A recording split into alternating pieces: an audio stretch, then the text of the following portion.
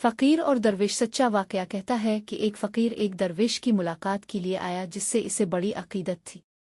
क्या देखता है कि दरवेश एक मखमली गालीचे पर बैठा हुआ है और उसके सर पर रेशमी कपड़े की झोंपड़ी तनी हुई है जिसको सोने की मेखों से ज़मीन में गाड़ा गया है। फ़कीर ने जब ये सब देखा तो दरवेश से फरियाद करने लगा, पीर ओ मुर्शिद, ये सब कुछ किया है मैं टोप के ज़ेद ओ खुदा पर तवक्कल की वजह से आपका मुरीद बना था। अब ये शान और शौकत देखकर मैं दंग रह गयो, आखिर ये सब कुछ है क्या? दरवेश ने हंस कर जवाब दिया, मैं तैयार हूँ कि ये सब कुछ तर्क करके तुम्हारे साथ चलो। ये कहकर दरवेश उठा और फ़कीर के साथ में पड़ा।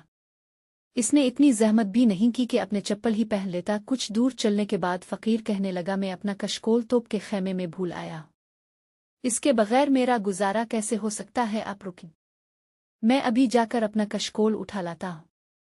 दरवेश ने फिर एनस के कहा, मेरे दोस्त, मेरे 6